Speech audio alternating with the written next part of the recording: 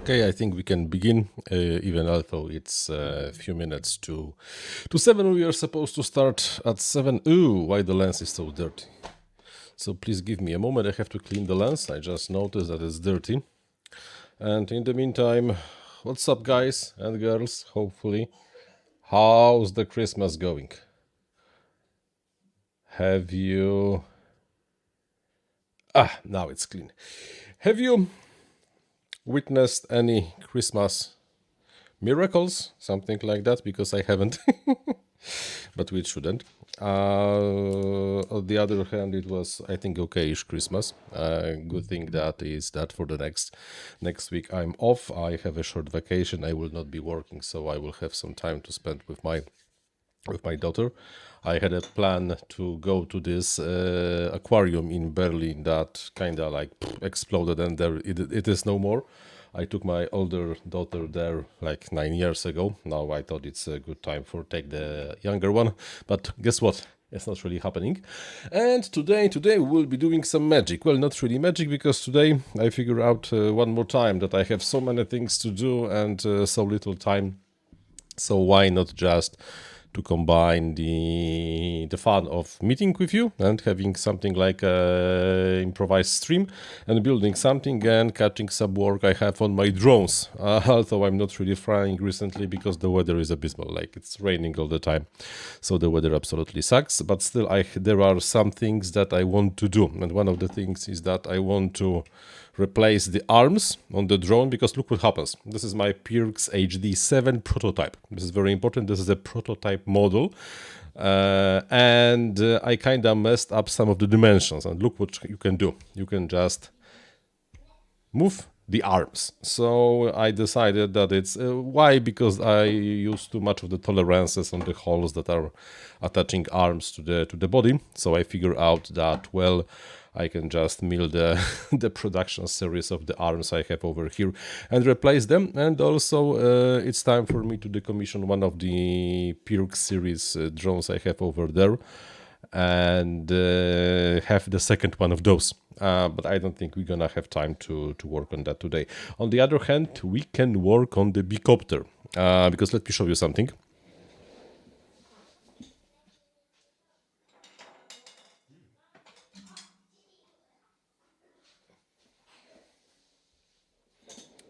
Years ago, I have built the Bicopter. This is the Bicopter, you know, 2 motors, 2 propellers, and some stuff. It's even the FPV. But then I decided that this version, because it has no landing gear, it just crashes during the landing. I decided I will make the improved version with the landing gear and some changes I made to INAV to work better with the Bicopters. So something like that. So it's basically to swap the parts and make some tunings, but I think the HD drone, the Pirx, the 7-incher actually might make sense as well.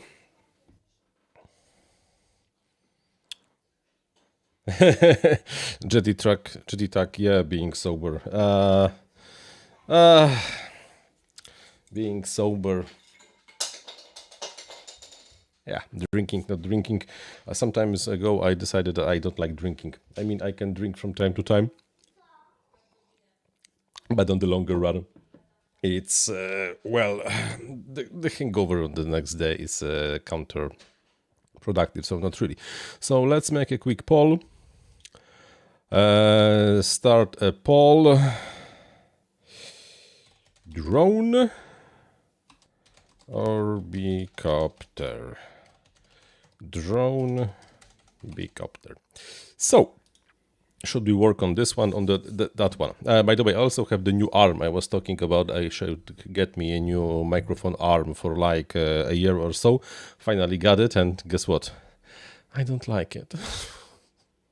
It's like something is wrong with this arm. Kind of pricey, and still I don't really like it. So I'm not sure I'm gonna keep it, because I can still return it. But we will see. So, drone or the Bicopter? I see that the drone is winning, and because the drone is winning already, 82%. On the other hand, I suppose that, okay, 75-25. I really don't care, because I have to do both, and yeah, you know, this one kinda It's amazing drone, by the way. It's really like, this thing is my favorite drone of the last season. Probably, if to count every single time I was flying with a drone, in like probably 80% of the cases was this thing. It's just bloody amazing in the air. Like, I love it. It's fantastic. Pretty nimble, pretty fast, and damn, it can climb. It's not maybe as agile as the 5-incher, but still flies amazing. King Pupra, hello, and I see that someone became a new member. Thank you very much for becoming the member of this channel, King Pupra. You're like fantastic, outstanding. Hey, how's your life, by the way? Yeah, Robert Ortleb, yes, and also please hit the like button. By the way, how's Canada?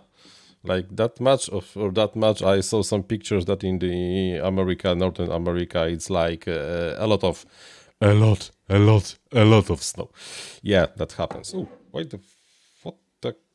Co to kurde jest? Anyhow, I see that the drone is winning, so I think we will just have to go with the drone after all. Let me check if the top camera started. Yeah, the top camera started. So is this in focus? I think it's in focus enough. So I think I should improve the lighting a little over here, because I have a problem of getting enough of the light on the workplace. Still maybe not that bad. Yeah, okay, that's my registration number in Poland. So the mission for today is relatively simple. We will just have to replace the arms with the arms that have smaller holes and tighter tolerances, and as well replace the bottom plate, which also has the better tolerances on the holes, so it should be nice fit without the wobble. Because you see, it's not really that something that is super irritating, because I don't think it's really happening in flight, but it can happen in flight, and because it can happen in flight, it's not really something that we like. And I was thinking about doing that for a long time, but never really get enough of the time. Okay, wrong screwdriver, maybe this one. So it should be fast, but still 21 inches, and was minus 47 last week, Robert Ortleb says. And quick reminder, Robert is from Canada. So bloody hell, that's a lot. Over here in the Central Europe, we had snow for like, I don't know, a week or so, some time ago. But it was not really something very impressive. Then the snow went away, and then for a few weeks, a week or so, we had, maybe even 2 weeks, we had like -1, -5 all the time, but without any snow. So we had a situation that there was this white thing all over, but not really something that you can consider as snow. And you can, I don't know, you can have snow festivities with that thing. So not really. Tigar FPV, what do you mean the high GPS mount? What do you mean by high GPS? Because, well, let's be very precise. You mean something like over here or over here or over here? I don't know. This thing is no GPS. This thing is absolutely no GPS. However, the drone I will be building next, actually rebuilding, will be exactly the same frame. I have this thing over here, but the GPS will be in the back, and that will be absolutely enough for this thing to fly amazingly. So, Chirag FPV, what do you mean high GPS mount? Because if you will tell me what do you mean by that, I will be most probably able to answer that. Yeah.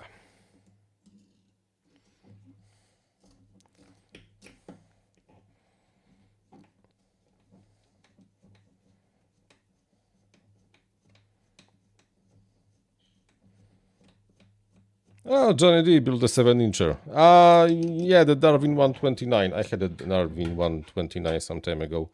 I got it from somewhere. I think from Banggood for the review. It's okay. I think it's okay frame, but rather for the tight build. You know, it's a typical acro frame. Nothing that you can use for not so acro usages because of how it's built and how much space you got over there. Toka 2808, that's I suppose plenty of torque and can easily do the different kind of the nice flippity floppy. And I only hope that you have INAV on it, because INAV and the 7-inchers are really amazing combination.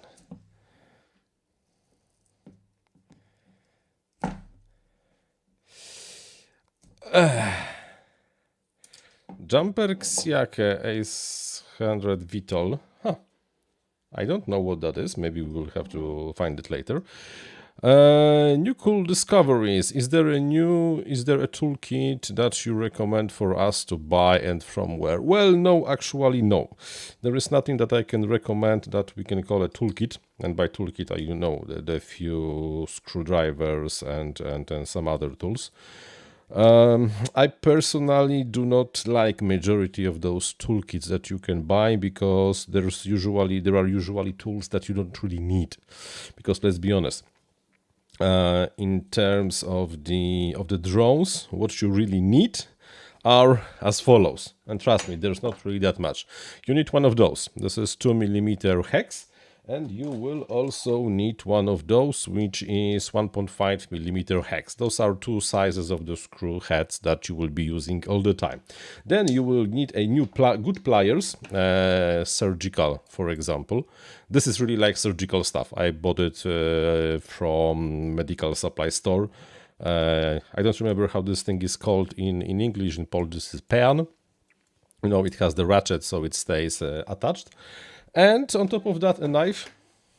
Come on, just get yourself a good knife with those replaceable blades, because this is always useful. And what else? And this, and pliers. But one more time, the pliers like that, medical stuff. If you can get something like surgical, they are amazing, amazing things, good steel, and that's basically all.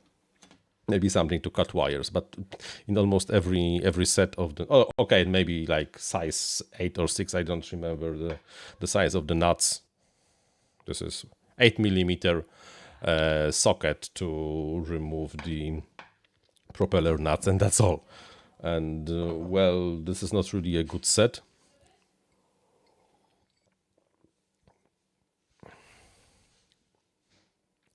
And that's really so the toilet bowling is not really about where you put the GPS. This is really very irrelevant. The toilet bowling is about how well you have the how far the motor is from motors, and other metals are far from the GPS and magnetometer. It doesn't really have to be above the deck. It just has to be far enough from the wires that go to the motors, far enough from the wire that goes from the battery to the ESC, and far enough from the motors themselves. 5 centimeters. If you can keep the GPS away of 5 centimeters, it's fantastic. Let me show you something.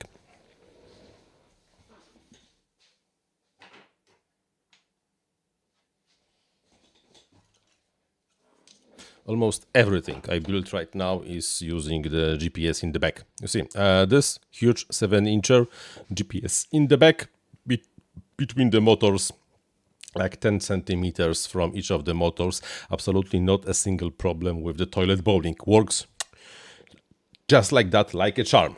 Not convinced? And something like that. 4-incher long range GPS in the back between the rear motors, like 5 centimeters from the motors. Absolutely not a problem with the toilet bowling. Works like a charm. And that's the trick. You really do not have to move the GPS high above the deck. You just have to move the GPS away from the elements that can generate the magnetic fields, or basically any metals. And that's really all that you have to do. So that's simple. Good soldering iron. Yeah, good soldering iron is also something that can be extremely useful. However, to be between you and me, a lot of people recommend those TS100 style of the soldering irons. And if you ask me, I have no idea why. Because the problem with those TS100 soldering irons is that you have to have the power source for those. And when you combine one with the second and the price and like, oh, but you can install your own firmware for the soldering iron. But I don't need an firmware update on the soldering iron.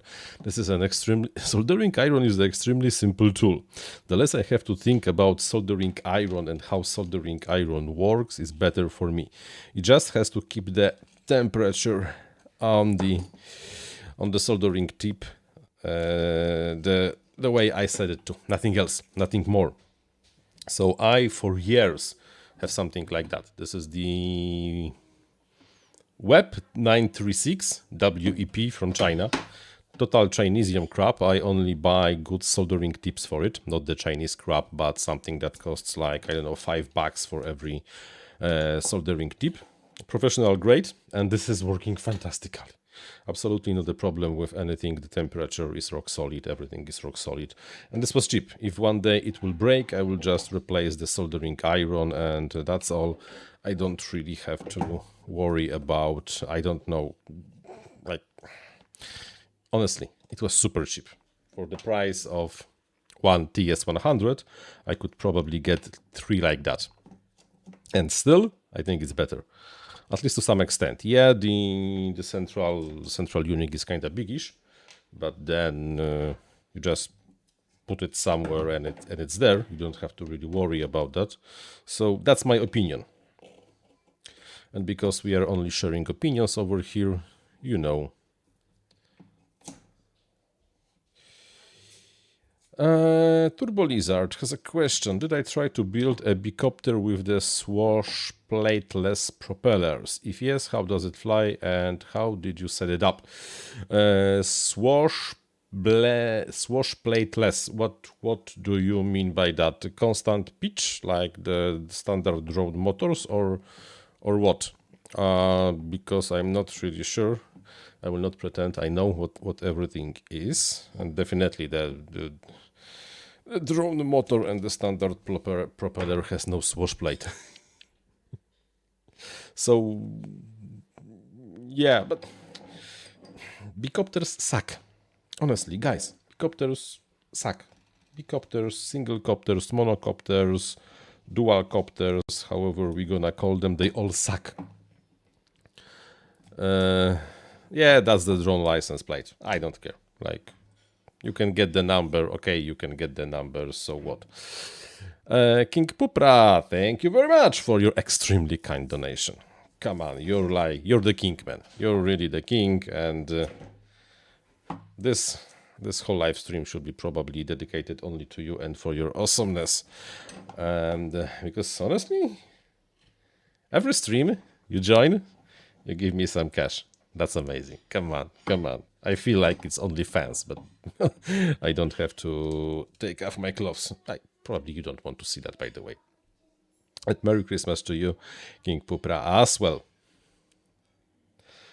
Neil, hello Neil. How's it going? How's Christmas? Enough of the family already? Yeah, I know. It was probably too much.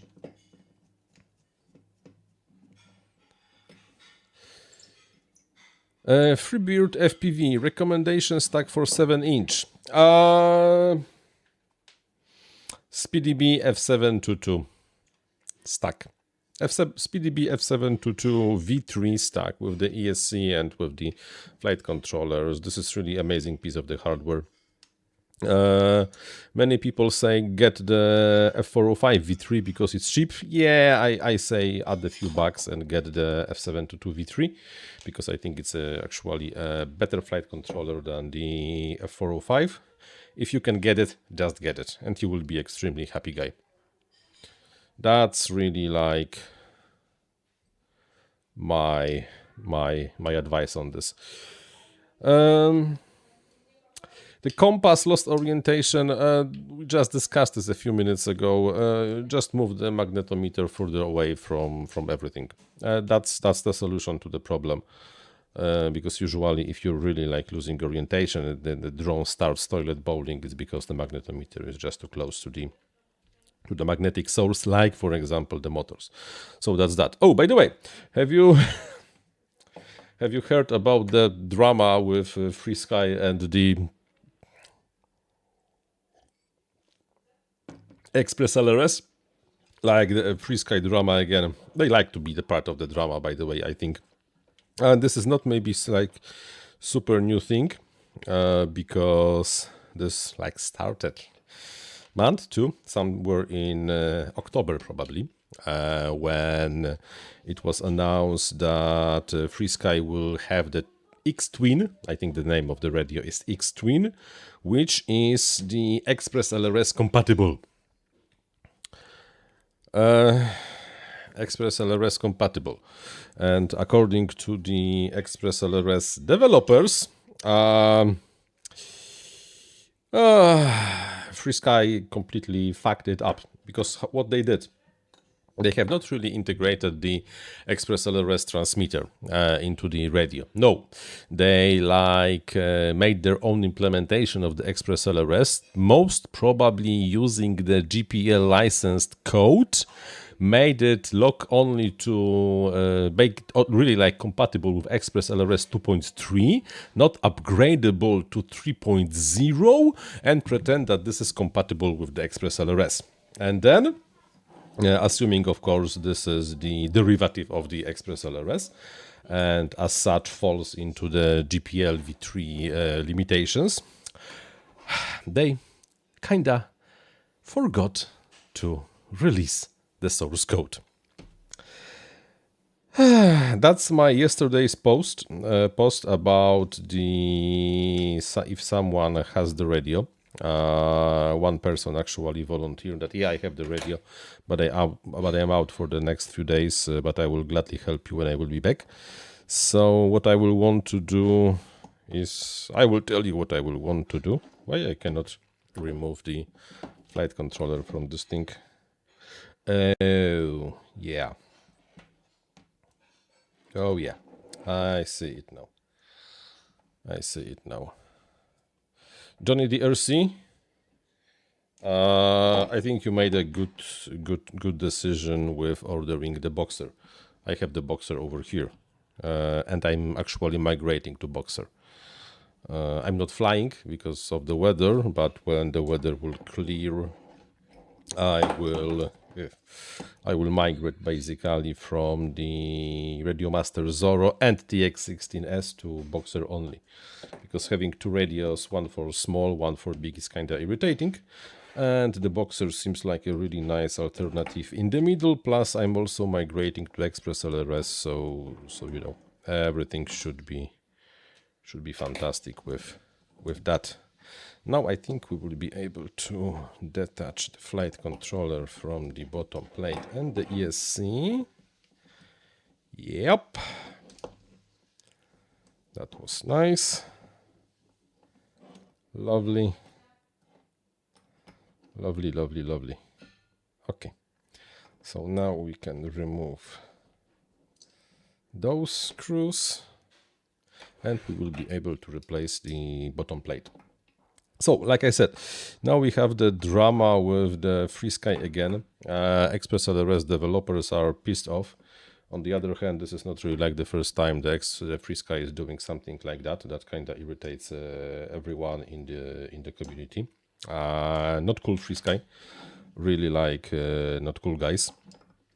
This is like getting a habit.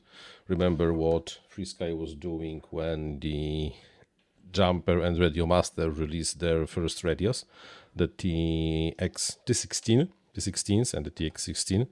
They even threatened to retailers that if they will sell those radios, they will like cancel their orders for the FreeSky radios. Like, really, like, not cool. And now they have this But if this is true and if they are really violating the GPL, because we don't know yet, we of course only assume that they are really violating the GPL license, then we have a really nasty situation over there, because this is not how you gain trust of the hobbyist, at least the the FPV part of the hobbyist, because apparently we love Express LRS, and if you try to sell us the Express LRS radios that are not really Express LRS radios because it's only Express LRS 2.3, then we have a problem. Then indeed we have a problem, and this is not a good situation at all for anyone. And that's, you see, that's the Pirx HD.7, and I'm gonna replace those parts with those parts, and probably you cannot really see it, but the hole sizes is like 0.1 millimeter smaller on this bottom plate, and as such, I completely forgot that I should remember which size is front and which size is back, because like that or like that. Okay, like that. So we can just do it like that. So that's that. Not cool, free sky, not cool.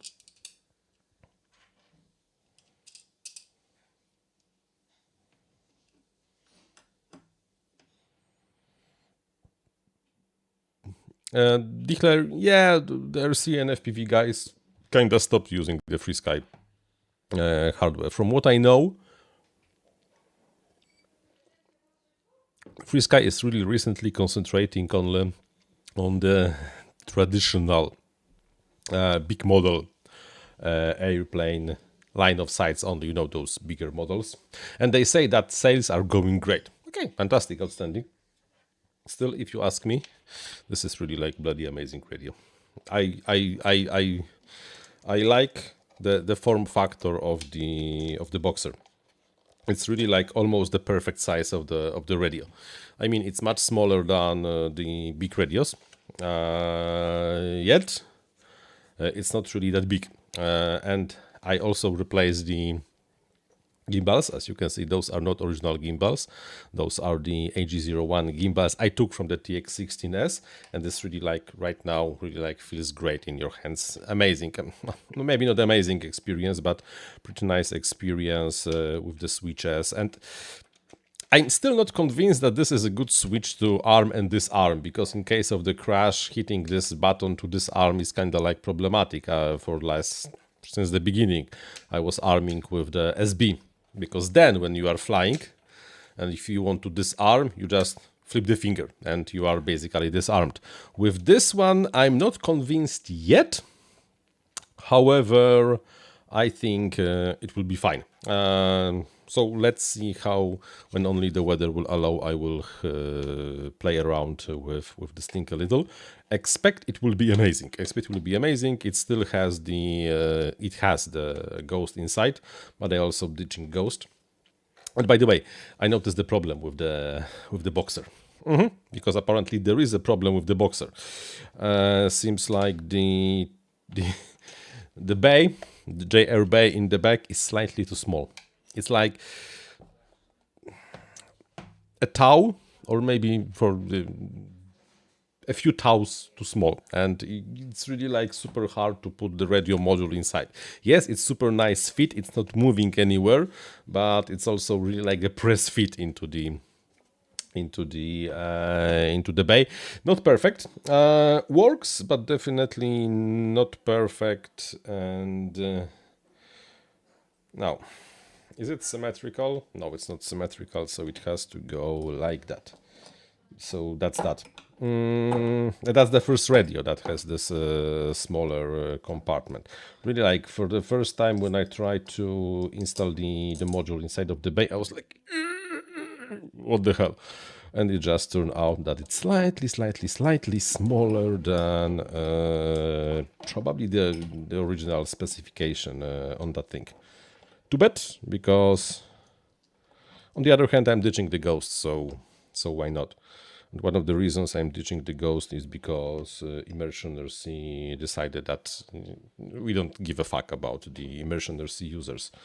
And because they don't give a fuck about the Immersion RC users, I don't think that it's a good idea for me to stay with the system that is basically dying. And that's all. Not that, by the way, I'm the biggest fan of the Express LRS. Because there are a few things that I just hate about Express LRS. But still better than this radio system, than the guys that sold me that don't give a fuck about you anymore. So that's the reality. Elmo Hawk, how can I reverse up and down pitch? You mean move the ailerons, go to the servo tab, and but with INAV or without INAV? Because with INAV, go to the servo tab, and then there is a mark to reverse the servo. You reverse the servo, and it should be fine. No need to touch the mixer at all. You only have to reverse the servo, probably at least one of the ailerons, because usually this is something that you have to do in case of every build, because of how the servos are installed. One just has to be programmatically reversed. And I think that every tutorial about the fixed wing setup with INAV, I cover this. Because this is basically a very essential knowledge.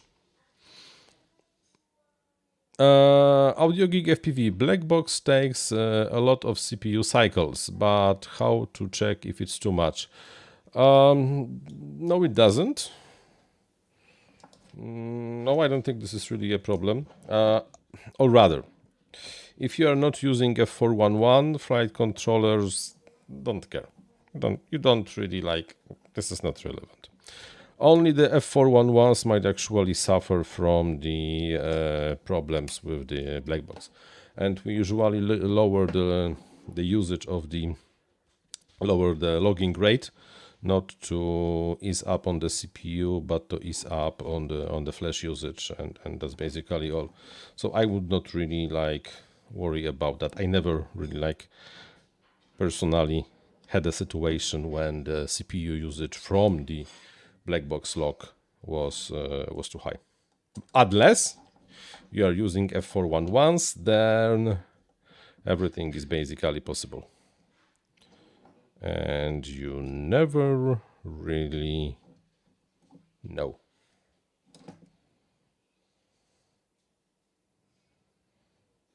Done. No, to answer your question, no, it is not possible in INAV to change the default aux channel values when a link is lost, because here's when the failsafe kicks in. And with the failsafe, you have the failsafe procedure, and INAV will do the thing that the failsafe procedure requires. Because, for example, why would you like to set something for the specific value? With modern flight controllers that can actually land, this is just not needed. However, if you really want to do something like that, it is possible with the programming framework and the logic conditions. You can program INAV to basically override RC channel when the failsafe is detected.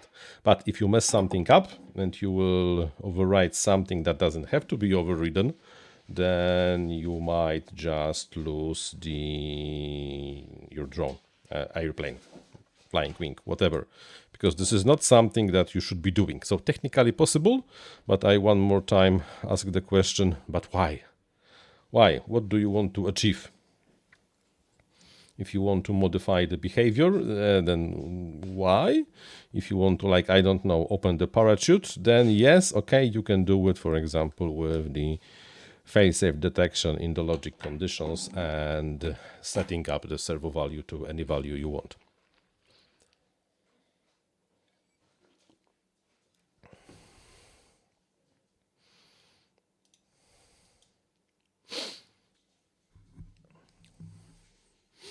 Robert Rosser, by the way, I got your email, but I have not replied to your email yet.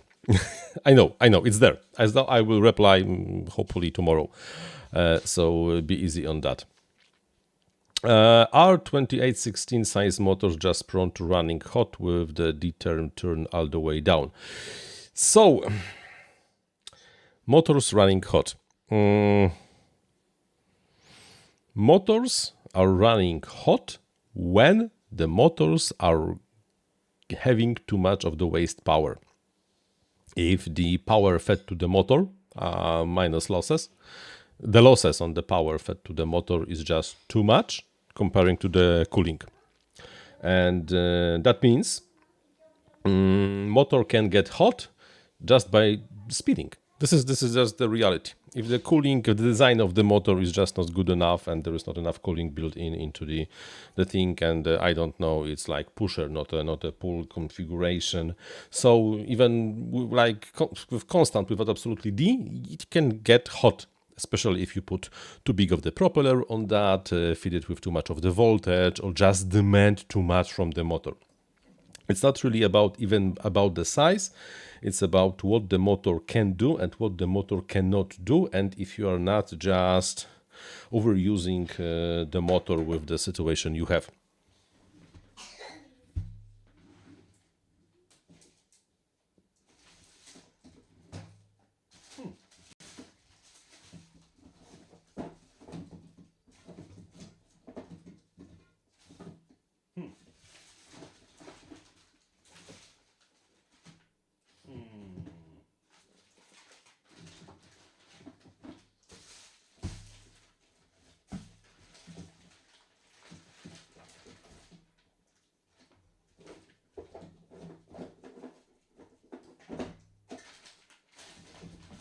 Oops, I'm out of threadlock. Not good. Basically, you should not build without the threadlock. So I will probably assemble everything, but either I will add slightly more torque, or this week I will buy some threadlock and basically apply the new threadlock, because I really was sure that I still have some threadlock somewhere. Apparently, I didn't. So that's not cool. That's not cool, Pavel. And I think we can switch to the top cam again. So that's that.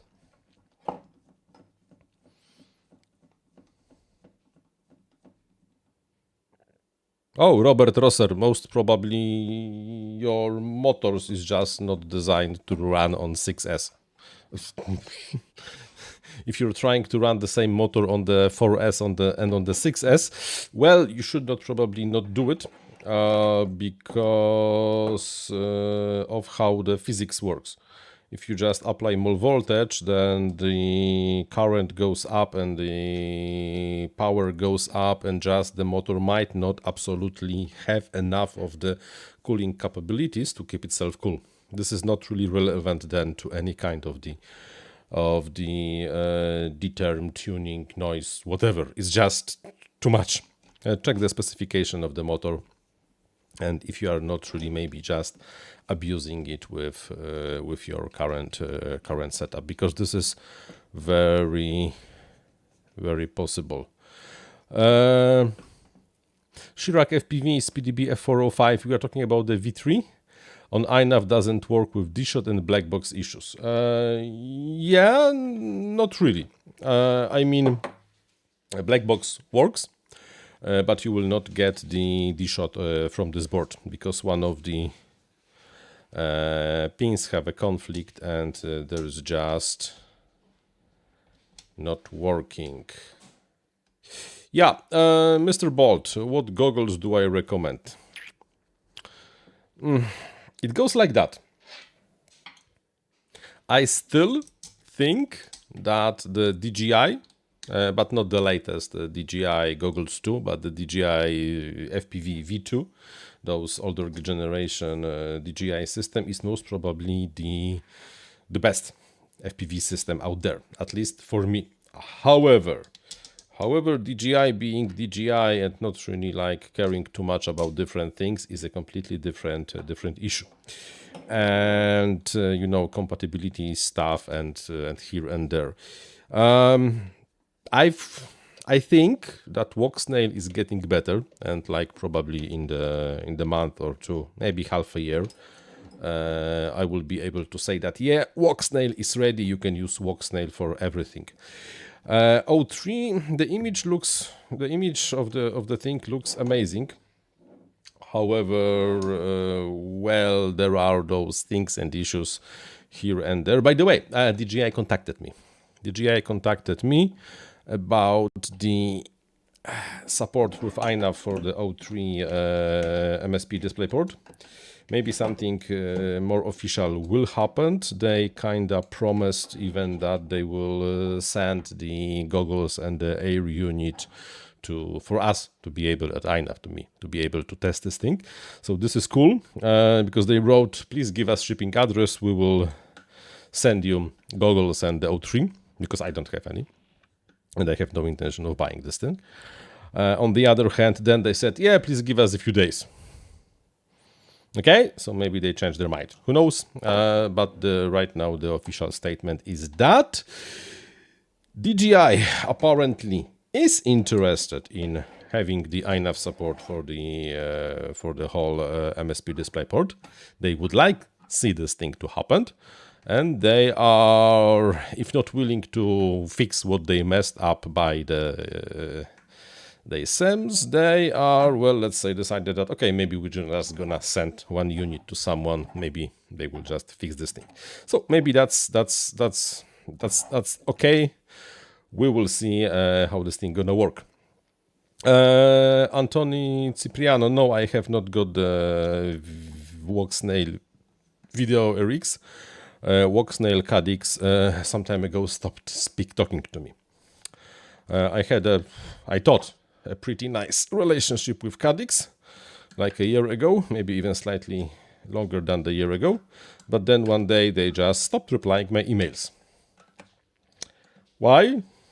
Probably they were not happy enough with how optimistic and awesome my reviews of the Cadix stuff was. Okay, and they are not really like they stopped replying to my direct messages like that. I write someone to the representative. I know it's active and it's alive and kicking, and I get no message. Once after this whole Walksnail iNav compatibility debacle started, this person wrote me a few lines. I got the notification of my smartphone, but then an hour later when I wanted to read the messages, they were deleted by the sender. Okay.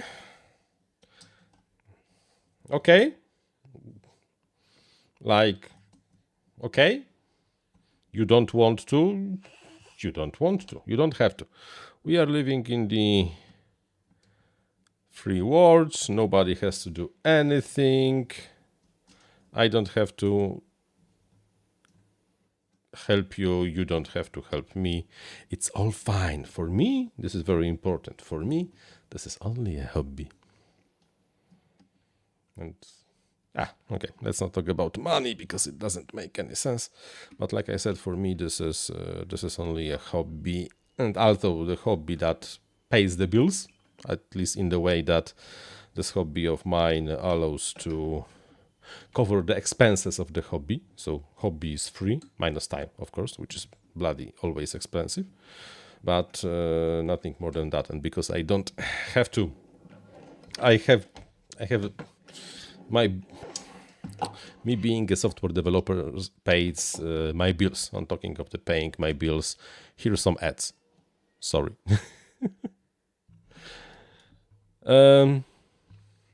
Immersion RC Ghost never fail saved. RDL. Fail saved a few times on me. Nothing really major. But I lost the signal for a few times, and even not while being super far. So everything can fail safe. Every single radio system can fail safe, And it's not that some systems are not fail-safing. This is just a lie.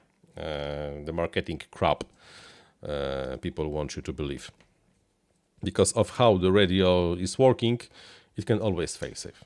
Because there can always be someone else broadcasting. We are not multicasting, we are broadcasting. And because of that, everything can basically happen.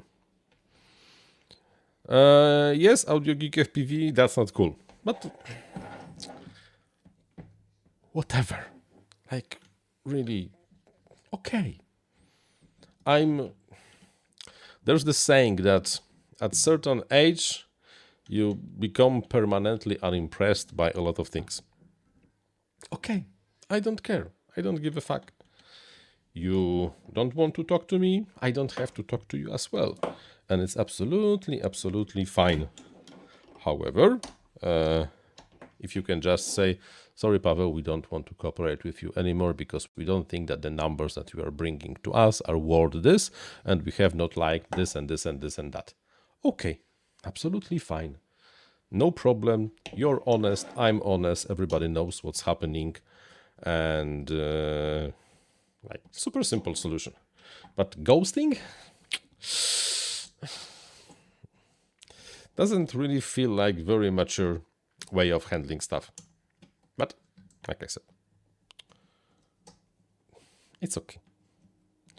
It's absolutely okay.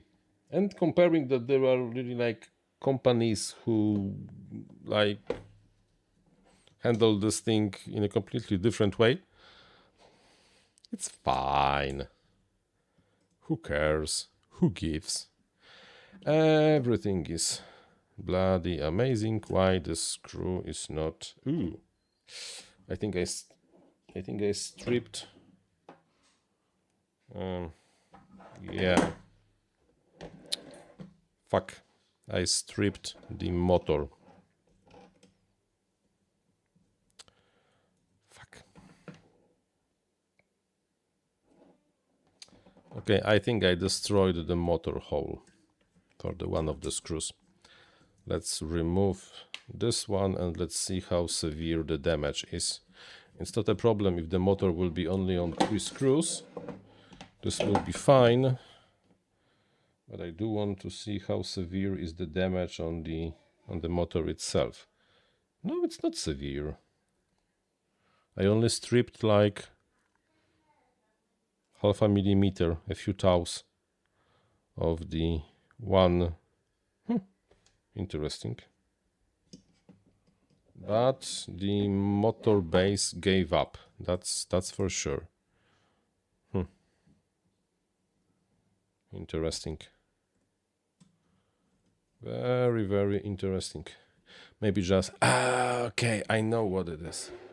The screw is too short. I have to take slightly longer one. Give me a second.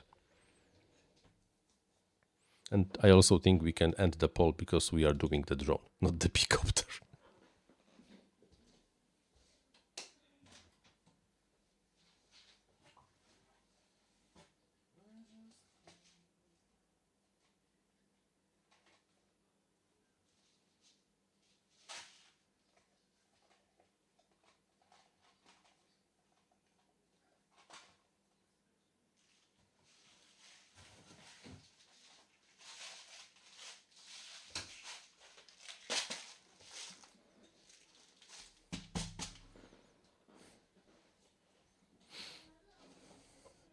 Dealer, absolutely. Threadlock is amazing thing, but I have no threadlock. No, there is still some threadlock on those screws, so they should keep in place. But absolutely, I will have to buy threadlock and reapply the threadlock on those screws. Because without the threadlock, it's just asking for troubles. But I have no threadlock on me.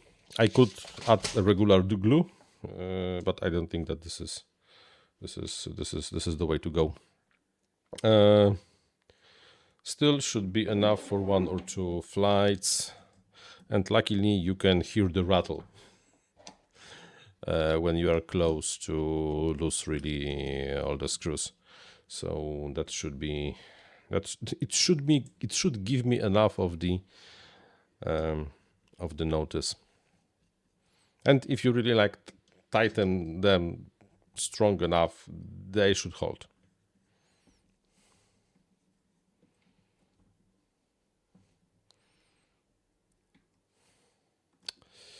Yes, Andy, exactly.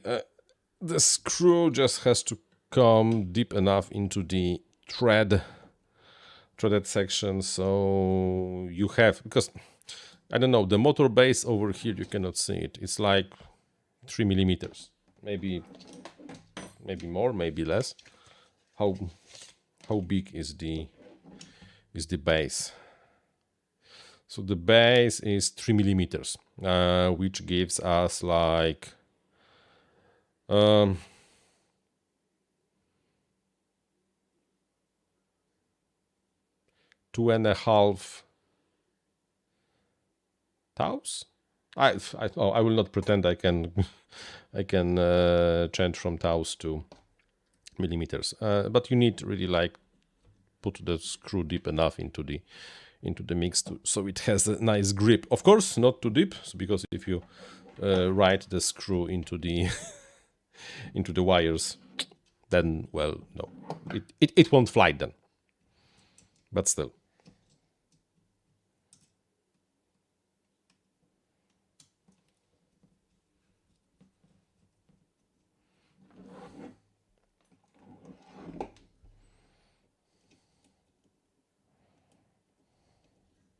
I wonder why one of those screws were just shorter.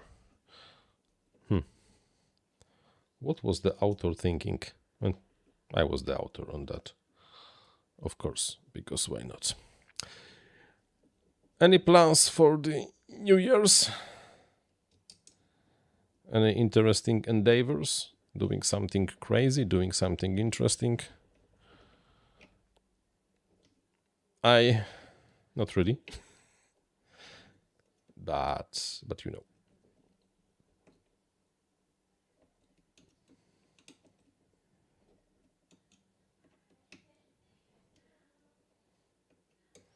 Threadlock is always your friend. Always put the threadlock. And I do mean it. Threadlock is threadlock is one of the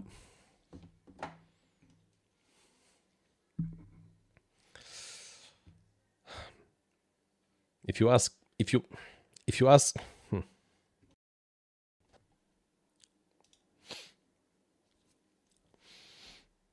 ask me what's one of the most important engineering discoveries of the 20th century, I will have to take it. If you ask me what's one of the most important engineering discoveries of the 20th century, I will say it's threadlock. Yes, the threadlock, the Loctite, the glue that you put on the thread so that the screws are not screwing themselves out because of the vibrations. This is just one of the incredible discoveries, engineering discoveries of the 20th century. Before the threadlock, you really had to be super careful on how you threaded your nut or the screw into the socket. Because if not, and the thing was vibrating, the screw was just bloop, and it was gone. So, you know, all those lock nuts, all those special springy washers, all those special things that were just applying some constant force on the thread so that it stays nicely attached together. With threadlock, you just put a little of the threadlock on the thread, screw it in, and it's done. As long as the threadlock is of the good quality and you tighten the screw tight enough, you are just fine. Amazing, amazing, amazing, amazing. Our drones would be much more complicated to build, much more prone to damage and much more exploding in flight, if not of the threadlock. So, good job, guys, on the threadlock. And by the way, the threadlock is not only Loctite. There are many other companies that are doing exactly the same thing, but cheaper. That's the thing.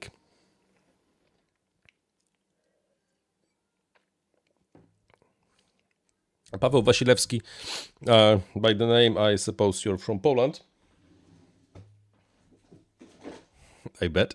And I'm not using the Loctite. I go to Castorama and buy the I don't know, the generic threadlock they are selling over there, and it's working perfectly. It costs like 20-30 zloty for a roll, so it's not that expensive. Works just fine, and I use like two bottles of this thing, one bottle every 2 years, so it's not really like something that you have to be super careful about. And if you don't have it, then just go to Castorama, get yourself the Techno. I don't really know how this company is called, but they are just the generic threadlock you can buy in Poland. In any other country, just get yourself a generic threadlock. Nothing. As long as this is not some fake threadlock from China, it should be fine. This is not a heavy industry usage as well, so we can just experiment and use the cheaper stuff.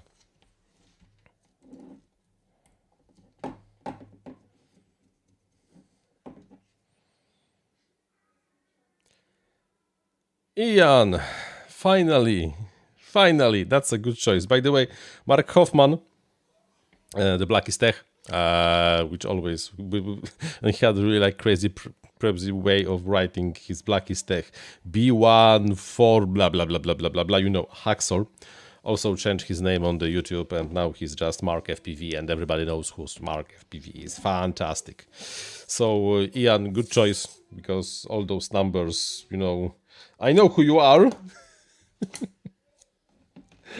But it's so complicated to correctly say your full name, because you're a Propet 11211058. Stewie from Sweden. Currently building my biggest project, first time using iNav. Thanks for everything you do. My pleasure. I hope you will like it, and the project will not be an abysmal failure, because nobody likes abysmal failures, right?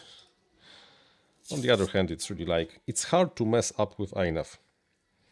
As long as you are not trying to overthink it, you should be absolutely fine, because we are doing this thing for so long that, and we are making the whole setup process simpler and simpler every year.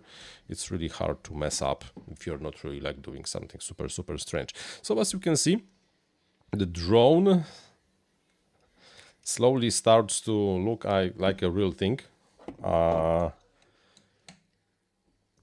and I think I should be, yeah, okay. Now the arms are not moving, so it's fantastic, it's outstanding. It will be flying just great, and the second frame of the same is waiting for the assembly, but we will not be doing this stream because we have the I think the antenna got slightly damaged, so we also gonna fix the antenna a little by just adding some of this crap on it and protecting it a little. So that's that.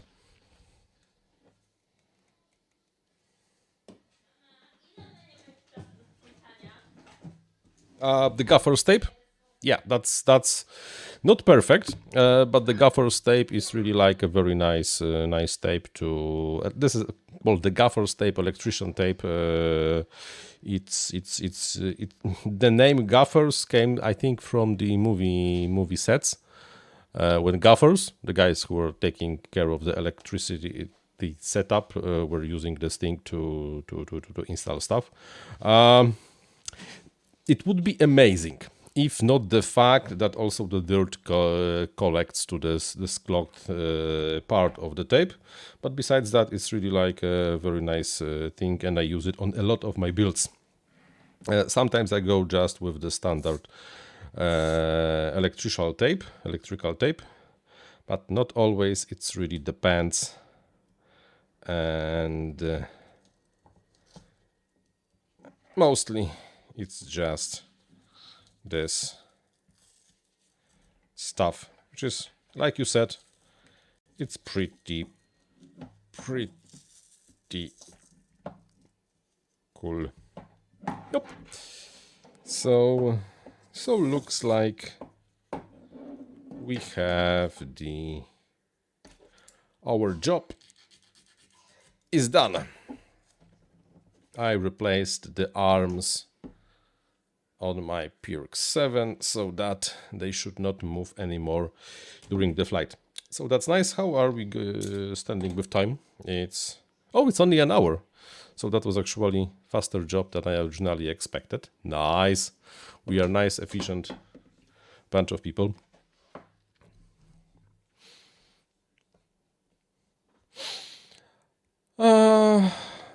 Dealer, would INAV be able to use scanners for stabilization without overcorrecting with them? I wonder, or should I just keep them on manual axis?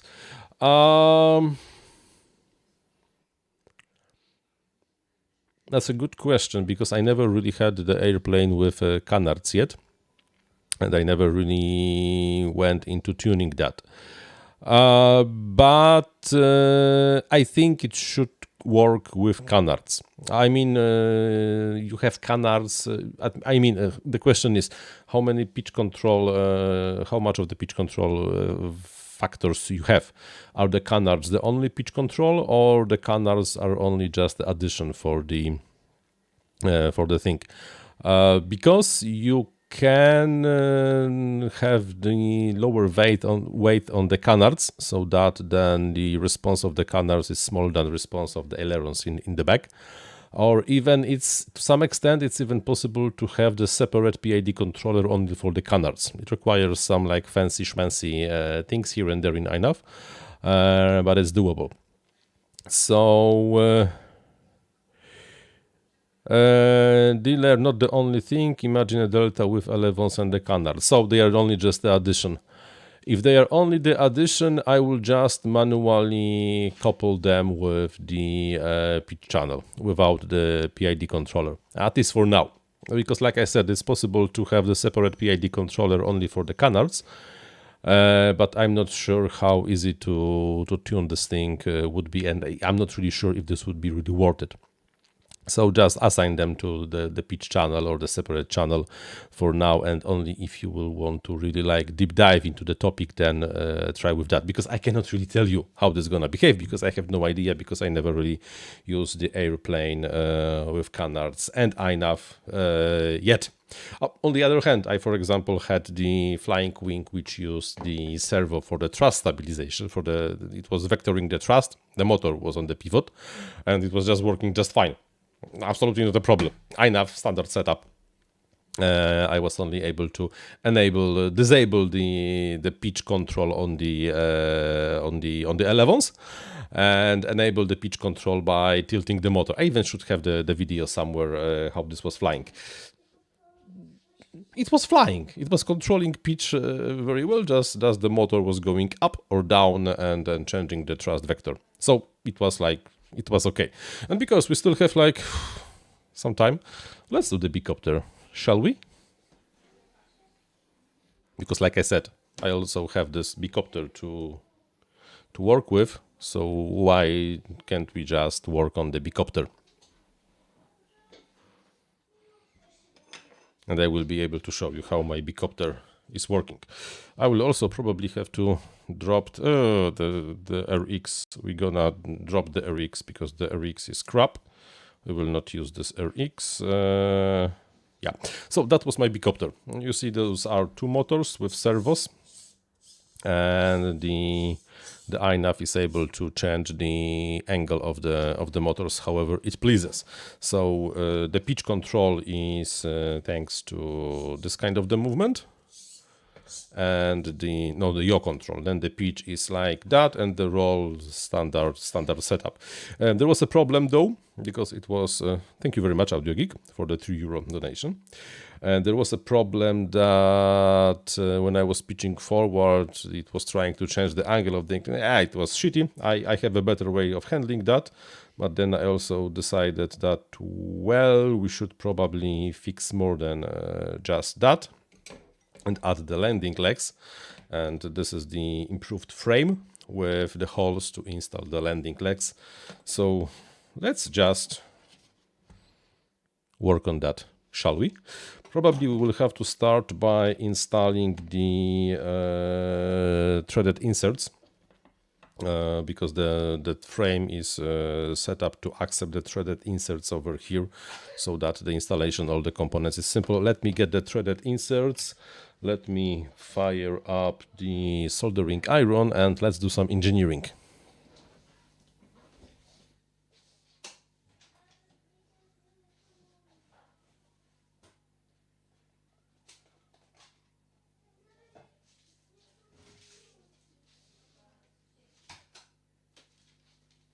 I don't like printing threads, at least the smaller threads, like M3. Yeah, in theory, you can try printing M3 threads. You can even just make a small hole and try to thread it as you screw it in, but that's really like... What is he building? What am I building? I'm building this. One IFPV. I'm building the improved version of this thing. This is a Bicopter. We're gonna switch the frame, and this frame has some improvements because it has legs. Not yet, but it has a place to install the legs.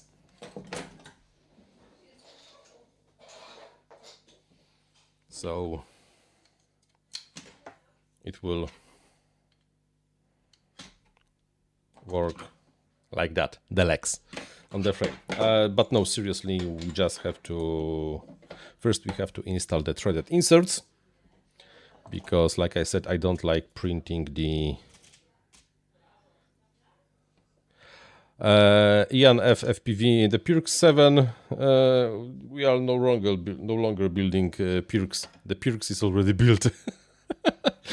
Now it's something slightly different. Okay, the soldering iron is hot. It would be nice to have the proper press to install those threaded inserts, but this thing is bloody expensive, and for the majority of the things, just hitting this thing up with the soldering iron and just pressing this into the PLA works just fine.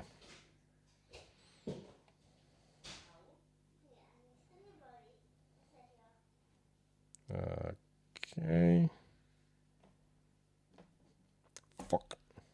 The only problem is that when you want to take out the soldering iron from the threaded insert, if the tip will bite into the thread, it will fail. So it's just has to be turn and pull, but then it usually works just fine.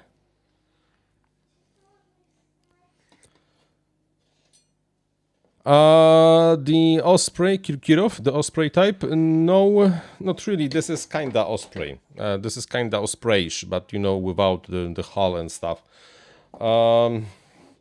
Tom Stanton has a lot of time, apparently. So, and he can, like, you know, do things very, like... He likes to tinker. I don't have that much time, and I don't like to tinker that much. So that's the difference. So no. I think if we are, of course, talking about exactly the same build, I have not watched the latest video of Tom yet. I'm kinda behind with the videos I would like to watch, so this one not yet. Tom Stanton is like a full-time YouTuber. I don't think he's the full-time YouTuber. I really don't think that he is. I mean, he could be, because he's really like super popular, and this is, come on, absolutely deserved, because he was doing and he is doing pretty amazing things. But I don't think that this is his only job. I think he's actually an engineer somewhere. I think. But might be wrong. Might be wrong. Probably he could live off his YouTube channel, because he's really like getting millions of views every month.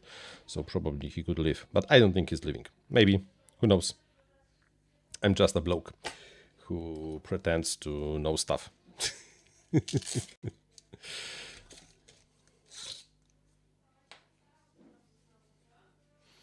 Yeah, he's really like amazing in terms of the CAD usage and the ideas. Extremely creative bloke, and huge kudos for him for what he's doing, because he's one of the most interesting technical engineering channels out there. He's not only starting a project, but also very interesting. He's almost always finishing the project. Not like me, because I'm very often just not pulling the project till the end because of lack of time, interest, whatever. So huge kudos for him. And unlike some other channels which were in the similar niche, because he's not building a fancy thing again that everybody did before, he actually can just do new things every time. Like, let's take a look at the Peter Sirpol. Come on, how many times you can make a leaf blower airplane? That's kinda like, in case of Tom's work, he just gets the new concept and improves on the concept. And he really has a great media presence. He really likes he has nice voice, knows how to talk to the camera, so it's super enjoyable to watch his videos, which is kinda important, right? Ian, no, I cannot do power loops with this thing. This thing doesn't like to do a lot of stuff, like flying forward. My goal with this design is to make it fly forward. That's honestly, that's my realistic goal for this design, to make it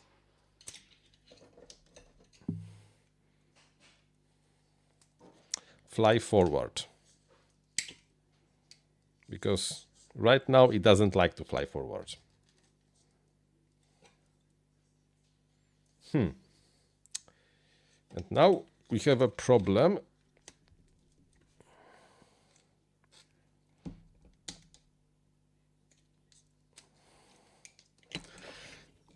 Okay, now we are talking, because the pivot on the motor mount is done with this. There are bearings inside with this brass pipe, 3mm brass pipe, and then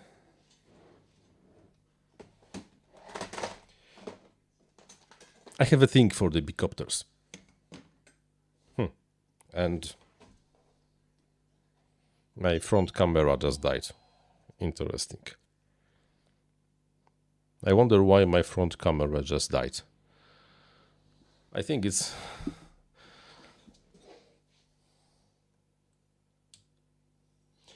the front camera died because I forgot to connect this to the power source.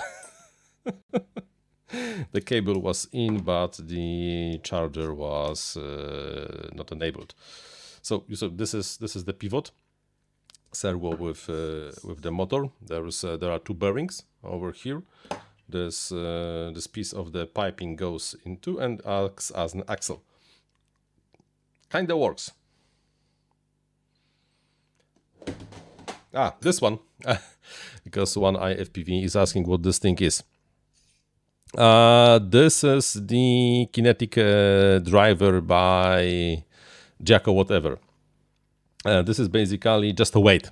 So you have, when you spin it with your fingers, it has enough of the inertia, so you can just basically unscrew the screw without having to constantly roll it. Because this is hard to show with the top camera, but when you start spinning it, it just spins for quite a while. So that's the idea behind this thing. Drone pilot to 60 RC. Hello. The camera is out. But maybe. No. The front camera is absolutely dead. We will have to let it charge for a few minutes. And I cut my finger. Fuck. It hurts. I don't like when it hurts. But life very often hurts. Yeah, so that's that.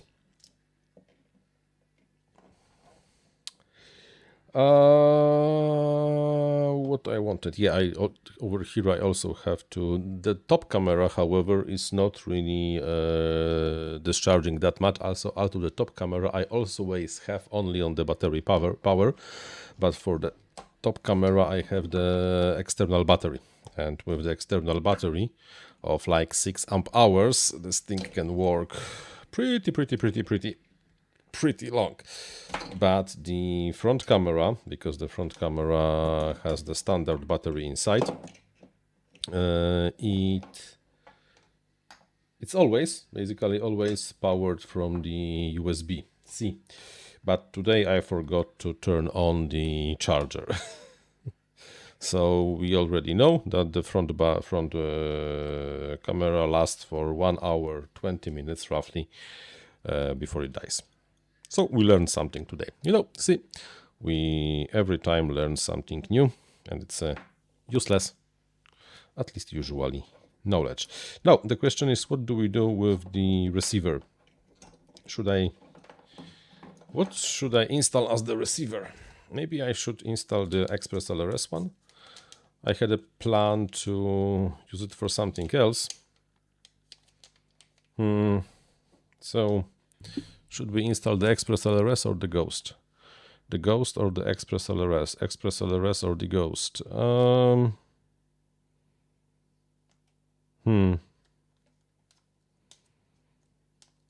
Audio Gig FPV, because Audio Gig FPV has the problem with tuning of the 7-incher with 2306 motors, extremely wobbly in the forward flight, and he expects me to give him the answer besides buying new motors. Buy the new motors, mate. Honestly, 2306 is just too small for the 7-inch. You might try super light 7-inch propellers, be bladed. That will help a little, but only a little. But on the longer run, this absolutely makes no sense to use those small motors, because they are just too small. They don't have enough of the torque to drive those propellers, and there is nothing you can do about it. So just change the motors.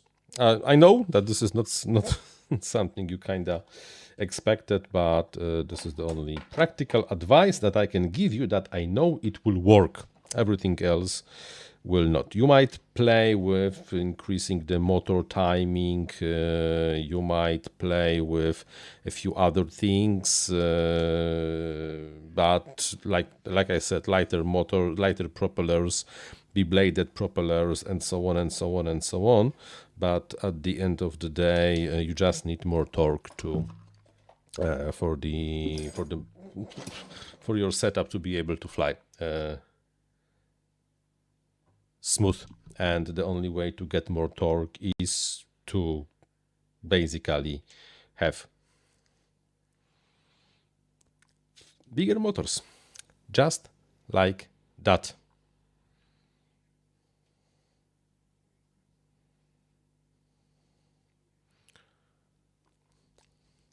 Kirkirov, I would really have to watch the Tom's video fully, because I only know it exists, but I have not watched it yet, so I just don't want to say I know it all when I don't know it all. So you will have to, maybe next time I have this video somewhere in my watch list, so who knows.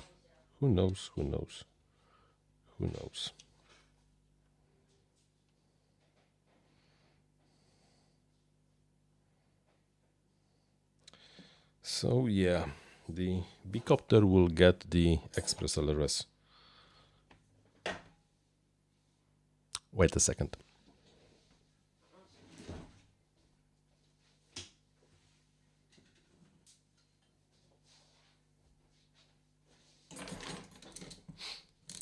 Yeah, we need this thing to hold the receiver because it's just moving too much.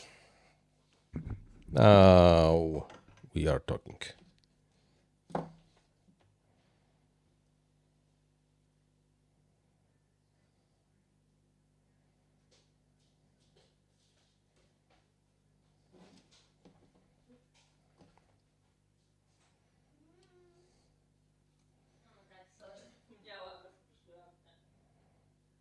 Yes, Audio Geek, that's just the reality of the physics. You cannot really win with the physics. Physics will always win. And if you just do not have enough of the torque, then it won't help. And saying that, yeah, but the power is high. Yeah, but the power is the power. And without having just enough of the torque, because people don't get what torque is. Very often I find that people don't understand what the torque is and what's the relationship between torque and the power. And just like that, in some applications, you need a lot of the power. In some applications, you just need a lot of torque. And in case of the propeller, to be able to spin it and slow it down fast enough so it can be responsive and useful for the stabilization, it's the torque that does the acceleration, not the power. Because the power is the torque times the rotational velocity in this case. And yeah, and you just need torque. Well, it flies, right? So what to expect? That bad. Also, you have to define what that bad means. It's not good. I think this really the smallest size of the motor that you can even think, in my experience, about 7 inches, even with the super light propellers, is the 2207. But by the way, 2207 is the bigger than the 2306, so even 2207 is bigger than what you got. Then it maybe not be great, but at least it should be, well, semi-flyable. But anything smaller than it will just not work, because there is not a chance it can actually work.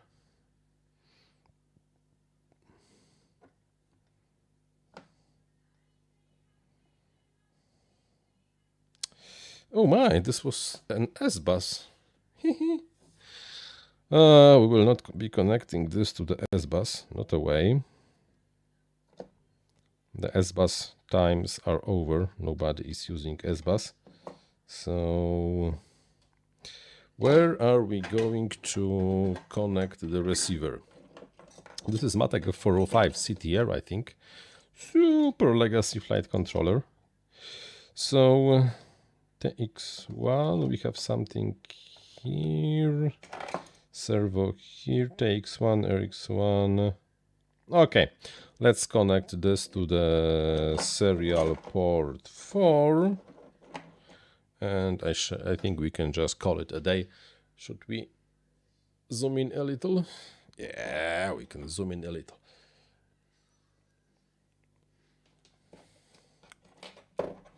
Zoom is good. I have a lens with the zoom, so we can zoom how much we want.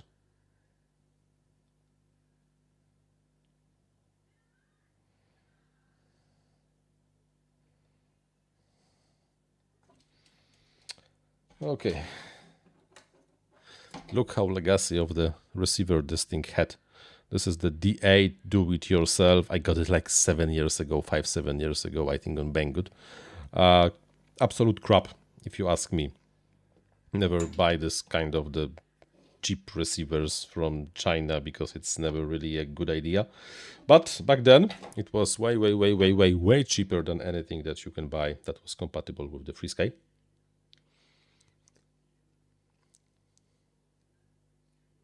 And because it was working,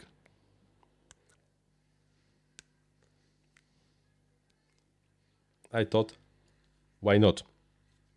But the thought why not was a bad thought because, like I said, it was absolutely not worth the effort.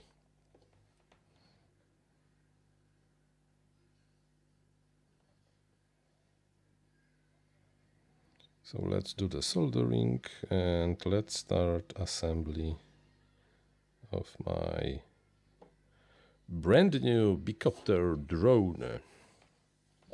Because why not? So here's the RX and we have to attach the TX to the RX. TX is the blue. So the blue one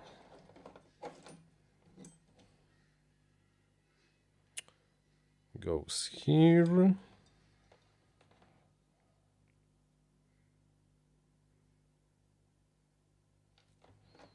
Yup. Yellow one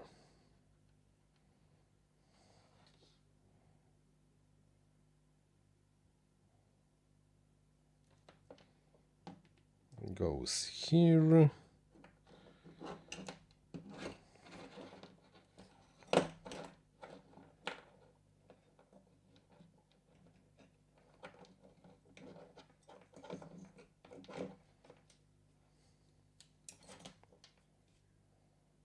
By the way, anybody heard any interesting news, rumors from the FPV world that kinda is not something negative but has some positive things to it? Because, you know, we should be more optimistic. Because I haven't, to be honest. Almost everything that I hear for a very long time is, at least to some extent, something that's bad, that's happening. But maybe, you know, Nerdcopter says that even 2407 is the borderline for 7-inch. Yeah, that's, I think 2507 is basically the minimum viable size for the 7-inchers. We can try. We can try. But the fact that we can try doesn't mean that we should try, because... Okay, if I would be soldering for the living, I would fire myself for the soldering job over here. Let's see if the battery of the camera got better. Yes. The battery on the camera is working again, so we can begin the transplantation right now of this pile of parts to the frame. I don't think that's actually the word frame, but no, it's a frame. After all, it's a frame. We have something that attaches to the thing, so it's a frame. But you know.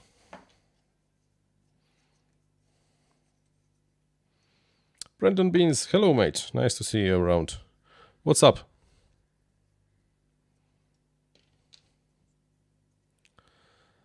Robert Rosser, for the 7-inch props on 4S, would a user have a better experience with 1500 or 1500 or 900 versus the lower kV options? 4S and anything below 1500 kV is, in my opinion, unflyable. Well, I mean, you can use it for cruising, but only for cruising you miss this extra power, this extra punch you can get from this. So on 4S, 1500, I think it's the minimum you can go. Usually enough for almost every usage you can get with the drone. I was testing 1200 with the 7-inchers and 4S. Not the best experience. I mean, it was flyable, but the fact that something is flyable doesn't mean that it's the enjoyable experience. So that's that.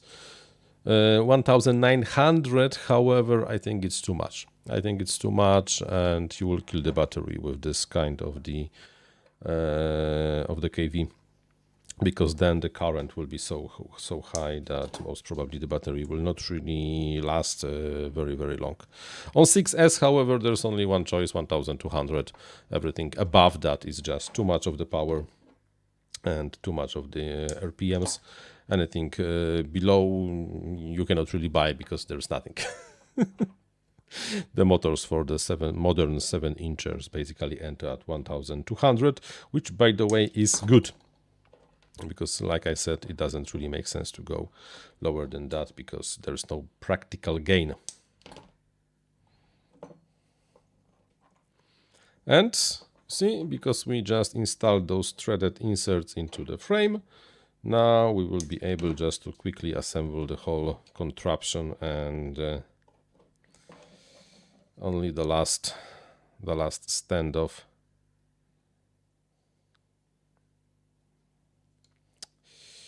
The last standoff.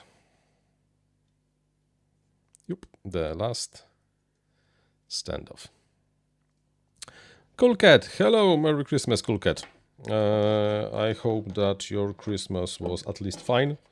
Mine is okay. Nothing too much to complain about. Nothing exploded during the Christmas. So you know. And this is how, by the way, the motor is in the servo. The whole contraption is installed to the frame.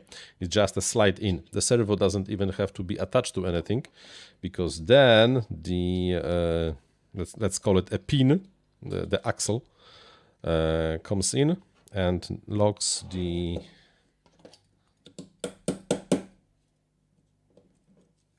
locks this inside. Yep, then you only have to push the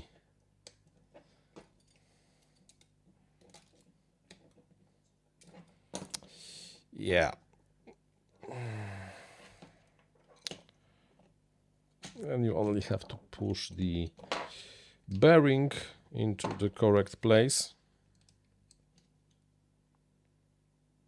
And now something is wrong. Ah, yes. It's the alignment on the bearing.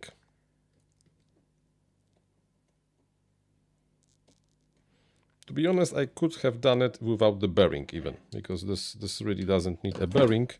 But if you can get a bearing, then just get a bearing, because if you do things with a bearing, then you can pretend it's a correct engineering. I'm not sure if I would not have to make the new axle, because I think this is the one that was beaten. And now it's stuck. Fuck.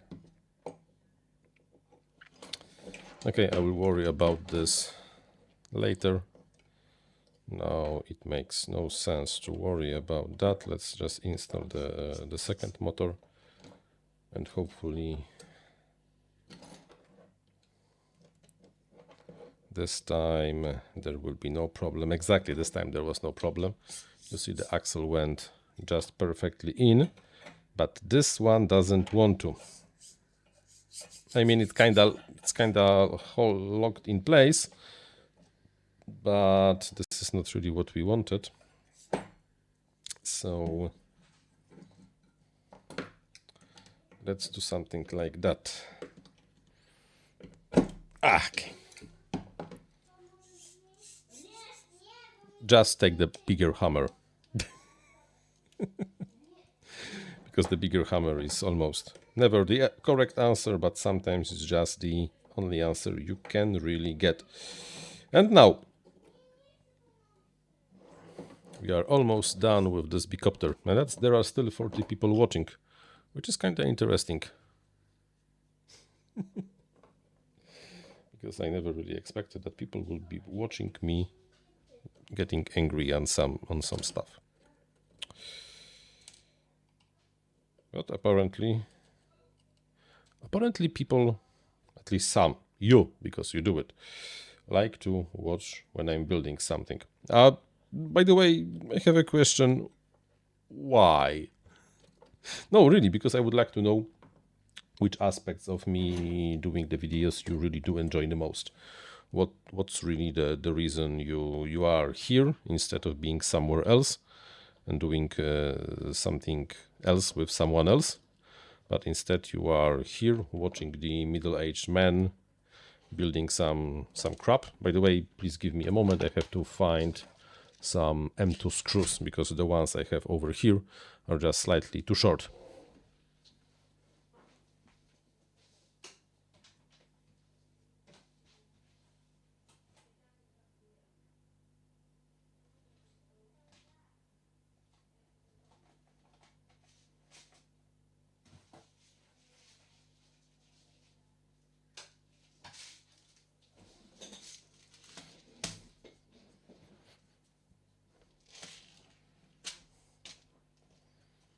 Stewie enjoys the idling conversation.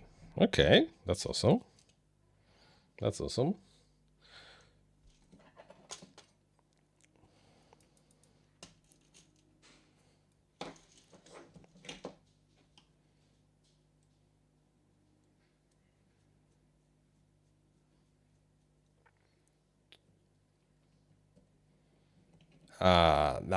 Now this is the perfect size of the screw.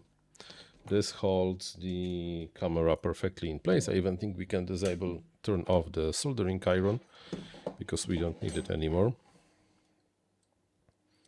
And now the camera is installed. Okay, camera is installed. Now we can install the express LRS receiver. I'm just gonna use some of the double-sided tape.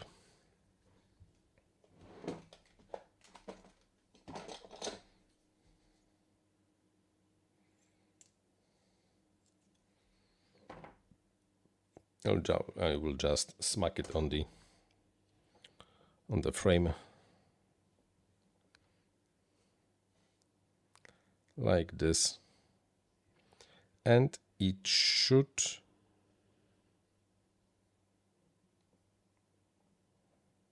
be fine if I will only able to peel the edge of the protective part of the frame from the tape itself. Okay. Now we are talking, so this comes over here. See, just a small express LRS receiver installed over here. Now let's just attach the frame in place, the flight controller in place, and we can almost call it a day. 2 builds in one stream. That's not something that's happening very often, right, guys?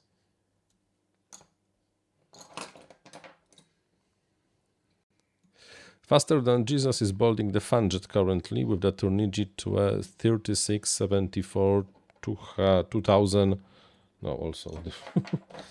What the hell is with this screw? KV Motors, so watching build videos at the same time. I think rather like listening to the build videos. Because if you are building, then you are not really watching. But okay, it's a nice thing to have something to do while doing something else. That helps. I for example, I almost never watch anything while I'm building. I kind of like to concentrate on the build itself. However, as you can see right now, I'm for example streaming while building. Why? Because I like it. But I don't really think that's the thing. Because not only I'm doing something, I'm also like have a content for my viewers, and you know, content is the king. If you don't have a content, then you don't have the YouTube channel. And because apparently I have a YouTube channel, as you can see, because, well, you are here with almost 41,000 of the subscribers, which is like, wow, really, why? I need some content from time to time. By the way, have you noticed that I'm recently publishing only like once a week? I mean, the regular video is going out only once a week. And you know what? I think this was a good choice. I think me publishing much more often was actually bad for the channel and bad for the users, and was not really helping very much with anything. Because you might think that, oh, I'm gonna make more videos and the more videos will be there and everything will be fantastic. It's a good thing because if you have more videos, then people are just watching. I don't think that's really always the case. Because I think that me trying to make too many of the videos was causing that my videos very often were not really like super interesting, and this was also causing the users, were the viewers, you were basically bored with me trying to make some kind of a stupid video without much of the value. And since plus I was really super tired of having to record like 3 videos per week for you, and on the longer run that was just absolutely not working. But now with me doing much less, I think it was really like a good choice.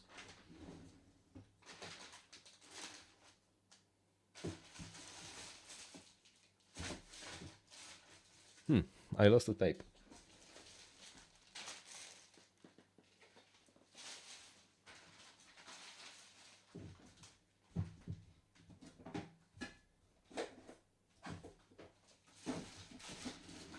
No, I have not lost the tape, it's here. I will also put the ESCs in the Kapton tape so that they are slightly more protected from the environments, and it will be easier to attach them with the double-sided tape to the frame as well. So that's that. And like I'm recording less videos, I have more time. I have time and I have willingness to maybe not to record the videos. I don't really think they are good for the viewers, and I think on the longer run it's just good thing for me that I stopped publishing so much. What's your thought about that? Do you agree? Not so much. Cool Cat, you mean the swordfish, Atomercy swordfish? Yes, I did. I did indeed. It's an amazing airplane. If, however, you are referring to a different airplane, then yes, I even have the video from the Maiden, so you can find it. I think I published this like 2 weeks ago, so it still should be somewhere high in the videos. Pretty nice airplane. Really like flies, super nice, stable. Pleasurable to fly. It's not acrobatic airplane. However, it easily reached more than 120 kilometers per hour into the wind on the 4S. So it's relatively fast, I have to say. It turned out to be much faster than I originally expected, and also it's not designed to go fast because it's let's be honest, it's rather a glider. It can go fast when you open the throttle. And if you open the throttle, you will eat through the battery super quick, because those 2 motors that are installed over there are really like chewing the battery like crazy. But you have but this is the thing with the 2 batteries. Sorry, with 2 motors. So you can expect that they will just eat double the current that you are usually have on your build. Very nice airplane to fly, and has a lot of options and possibilities for the pilot. You can add the pan and tilt. You can smack the bigger battery inside. There are really like many options. And I even got some designs for the 3D printed nose that nicely fits for example, the Vista inside. And I will probably do it as well. So now the ESCs are in place. Everything is in place on my new, well, not really new, but let's call it a new drone. Now we only have to do the following. We have to install this piece. And this piece is here to hold to just move the center of the gravity slightly lower. because Bicopters are flying only thanks to the fact that the center of pressure, which is generated by the motors, is above the center of the gravity of the whole build. So it pivots on the center of the gravity. If the center of the gravity is too close to the center of the pressure, in this case the position of the motors, then there is not enough of the torque to just be able to keep the stability in the pitch axis, in this case in the pitch axis. So that's the requirement of the design.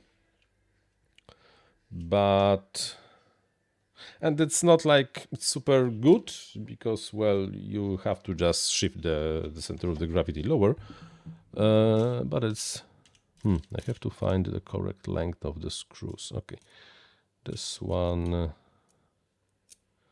and maybe this one. So those two screws will go, then install this thing. Originally I had not this piece installed. It was not flyable back then, because just the center of the gravity was too close to the plane of the propellers. It was not working, but when I installed this thing, no, this screw is too short. I need something slightly longer. Okay, this one.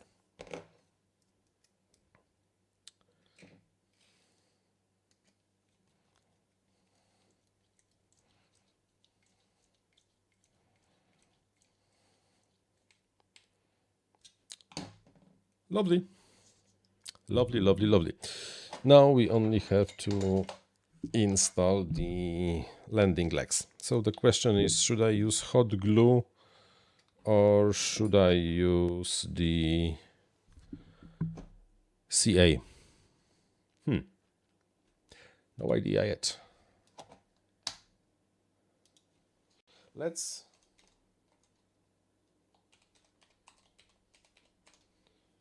ask the community, which glue should I use to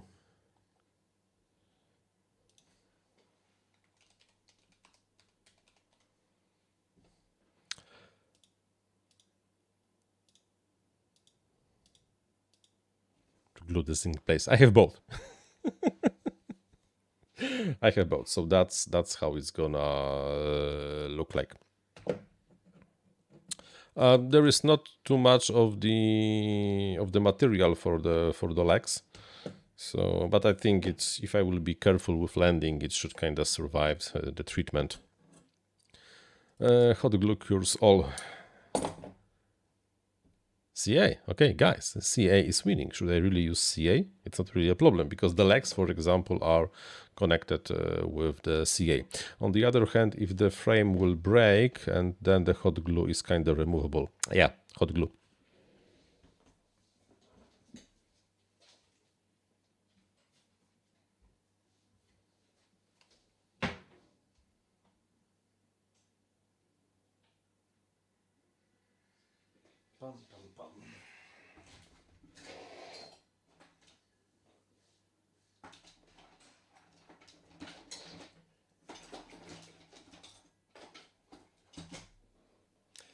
Let me heat up the hot glue.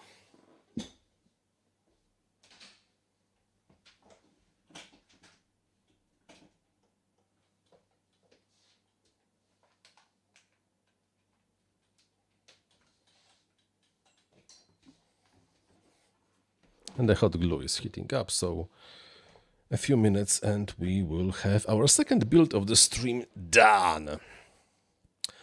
This copter, one IFPV, yaws thanks to the fact that I don't like this arm. I do not like this arm.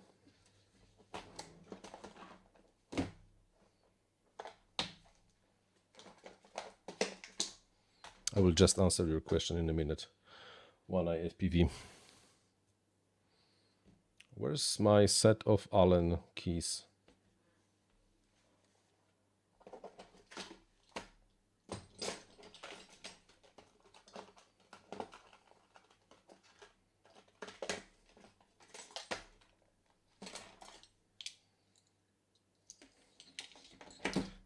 let me...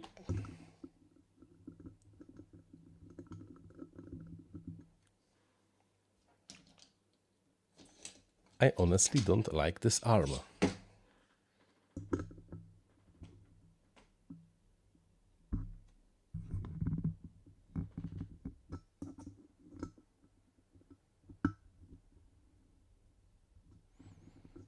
And I honestly might return it.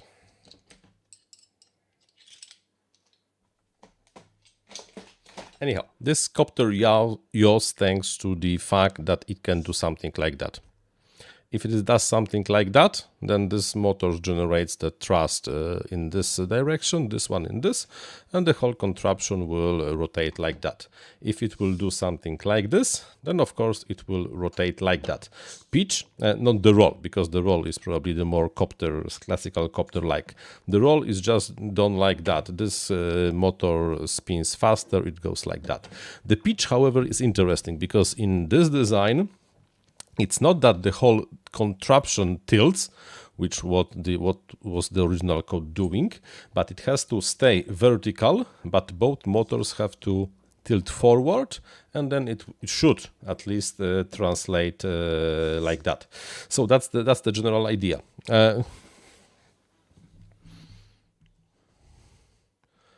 One FPV, this is the question is INAV is aware that motors are mounted on servos and understands that flight mode. No, but it doesn't have to. That's the beauty of the thing, because you have the mixer, and the mixer basically translates the 3 axes from the PID controller: yaw, pitch, roll, pitch, yaw, to any output configuration you want. And just the motors have the authority only on the roll and throttle, nothing else. And the pitch authority is gained thanks to the servos as well as the yaw authority. This is the case, like for example, you have in the airplane. It doesn't have to be aware how this is like really like in the space oriented. It has to know that if you want to pitch, move forward, but in this case, it's not really pitching, it's just like translation forward. If you want to translate forward, you have to move this servo this direction and this servo in this direction, and that's all. It doesn't have to be aware of anything else, because this is also very important. You cannot do something like that. If you will try to do the maneuvers like that with the Bicopter, it will kind of fail, because you will not then be able to recover. This is one of the limitations of the design. We want to translate forward, we do not want to pitch forward. However, we can roll left and right. So that's a slide. Oh, we have spammers. How I love spammers. So hide user on this channel. So you will not be here anymore. And remove. And remove and remove and remove. Okay, test hover on the tether. I have the holes on the frame over here and over here, and I can just put it on the tether on the strings and the hover. Not today, not tomorrow, maybe tomorrow. I can do the hover test probably tomorrow. Wife goes to work, I don't. So we will be able to experiment, and the kids usually like this kind of the things I'm doing. So who knows? Okay, okay, the hot glue is hot again, so we can install just the landing legs in the proper configuration. That's the one.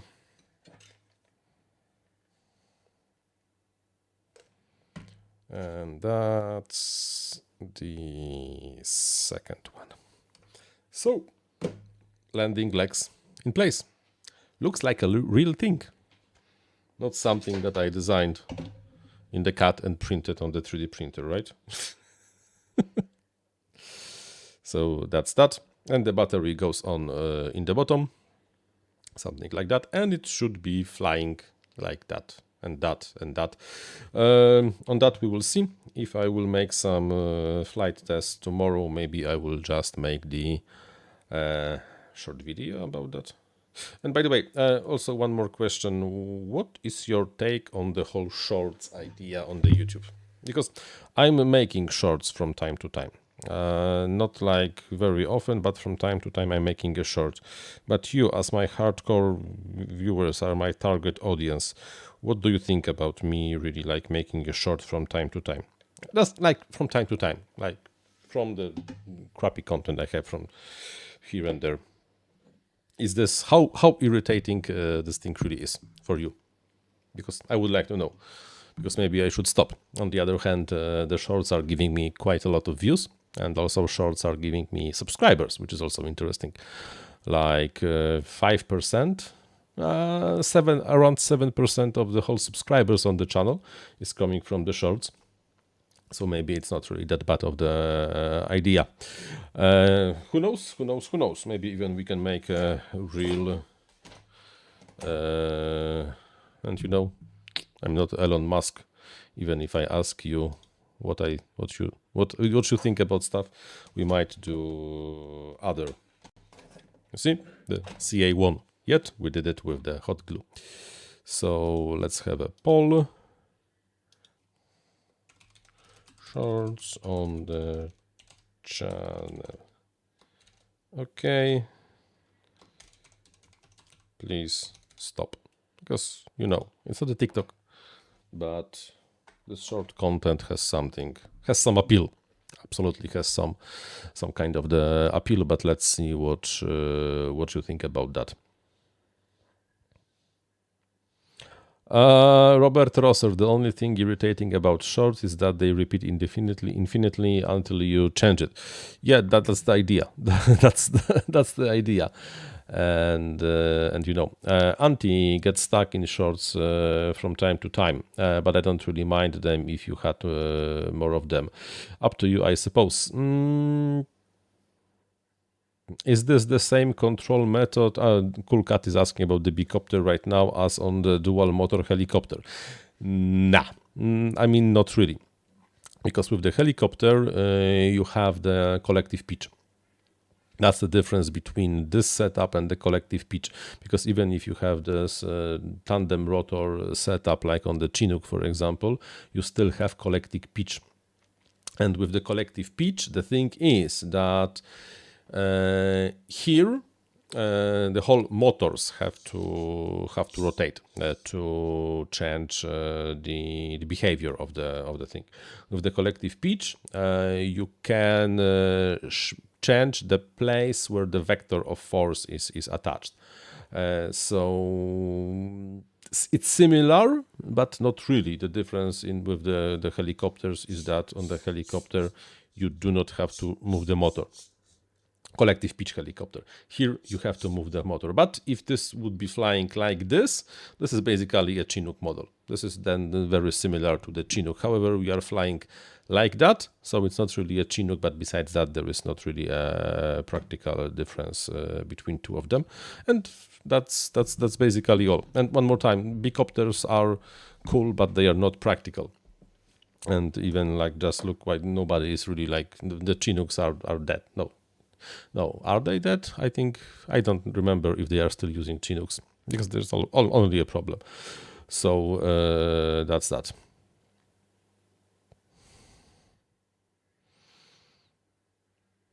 Cool Cat. Yeah, exactly. The load vector changes. You have the option to shift where the vector of the force, the mean vector of the force, is really attached to the disk of the propeller plane. So that's the difference. And plus, you on the collective pitch, you can change the force, the lift, without changing the RPM of the motor, because you can just collectively change the pitch of every single of the blades. That's the difference. One IFPV I have not switched yet, but I'm switching. I replaced the gimbals with the AG01, the cool gimbals from the Radiomaster. And I have not really like using this yet because, well, the weather outside, not flyable. It's raining all the time. But yes, my intention is to switch from the TX16S to the Boxer, because it's just like smaller and handier and the same gimbal. So why not? Although I do miss the color LCD. I think the color LCD, after all, is a kind of nice thing over there. So, and Doborans says that they still use Chinox a bunch, and they don't have a project to replace it. But man, Chinooks are old.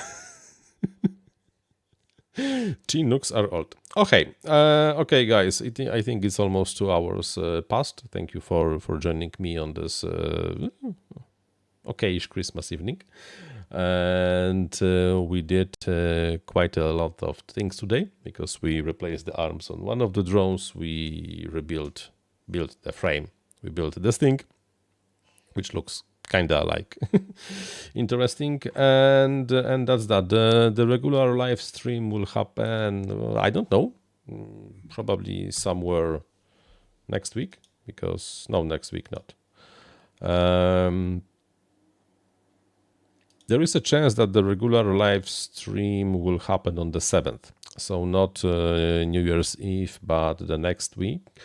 Because why not? And by the way, there is also still a chance that there will be an evening live stream tomorrow as well, because I still have some building to do, and I just want to use the opportunity to have the motivation to do the building. It is not confirmed yet, but there might be a live stream tomorrow at 6 or 7 p.m. I have not decided yet. So that's that. Osprey is replacing Chinook. Okay. I don't think that this is really like comparable. Okay, but okay. Well, they can do almost the same thing, but not really in the same way. So okay. Like I said, tomorrow live stream maybe. And probably the next live stream, Saturday stream on the 7th, or not, we will see yet, because nothing is written in stone, everything can be changed, and so on and so on and so on. So yeah, definitely Osprey has other issues. So thank you very much for watching, and well, happy flying. Happy flying, guys. Have a nice evening. Bye bye.